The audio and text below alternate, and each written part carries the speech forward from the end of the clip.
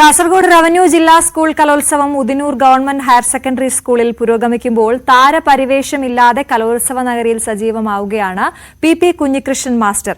ജന്മനാട്ടിൽ നടക്കുന്ന കലാമാമാങ്കത്തിന് തന്റെ എല്ലാ തിരക്കുകളും മാറ്റിവെച്ച് സംഘാടകരിൽ ഒരാളായി മാറുകയാണ് കുഞ്ഞികൃഷ്ണൻ മാസ്റ്റർ. കാസർഗോഡ് ജില്ലാ കലോത്സവം പുരോഗമിക്കുമ്പോൾ അവിടെ നിറസാന്നിധ്യമായി ഒരു സിനിമാ താരമുണ്ട്. അത് മറ്റാരുമല്ല, കുഞ്ഞികൃഷ്ണനാണ്. ഏതായാലും അദ്ദേഹത്തോട് ചോദിക്കാം, നിങ്ങളുടെ ഒരു കലോത്സവം നടക്കുകയാണ് നാട്ടിൽ, ഏത് രീതിയിലാണ് ഇവിടെ?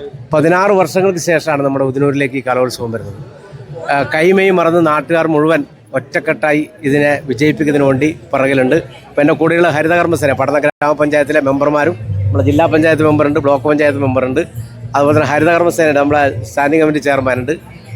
എല്ലാവരും ഹരിതകർമ്മസേന പറഞ്ഞാൽ കുറേ ദിവസം മുമ്പേ അതിൻ്റെ കൂടെയുണ്ട്. അതേപോലെ തന്നെ നമ്മുടെ കുടുംബശ്രീ പ്രവർത്തകർ ഏകദേശം ഒരു 1 ലക്ഷം റുപ്യയുടെ സാധനങ്ങൾ, അരിയും മറ്റ് പലവ്യഞ്ജനങ്ങളായിട്ട്. വലിയ തിരക്കിലാണ് മാഷ്, ഫോൺ വിളിച്ചാൽ പോലും കിട്ടാനില്ല എന്നാണ് പറയുന്നത്. പക്ഷേ മാഷ് കഴിഞ്ഞ 2 ദിവസങ്ങളായിട്ട് ഇവിടെ തന്നെ ഉണ്ട്. എങ്ങനെയാണ് ഞാൻ യഥാർത്ഥത്തിൽ എൻ്റെ ഷൂട്ടിൻ്റെ ഡേറ്റ് ആയിട്ട് ദുരൂഹ സാഹചര്യത്തിൽ രതീഷ് ബാലകൃഷ്ണ പൊതുവാൾ സംവിധാനം ചെയ്യുന്ന പുതിയ സിനിമ, അത് വയനാട്ടിലാണ് ഷൂട്ട്.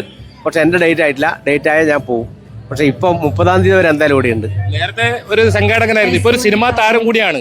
എങ്ങനെയാണ് നിങ്ങളെ ഈ നാട്ടുകാർക്ക്? എങ്ങനെയാണ് നാട്ടുകാർക്ക്? ഞാനൊരു സിനിമാ താരമല്ല, നാട്ടുകാർക്ക് എപ്പോഴും പഴയതുപോലെ ഒരു പ്രശ്നമില്ല.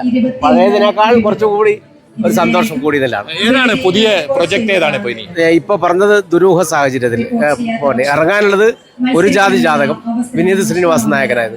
മറ്റൊന്ന് വിനയ് ഫോർട്ടിന്റെ സിനിമയുണ്ട്, അതിന്റെ പേര് സംശയം. മറ്റേ സുരേഷ് ഗോപി നായകനായിട്ടുള്ള പെരുങ്കളിയാട്ടമുണ്ട്.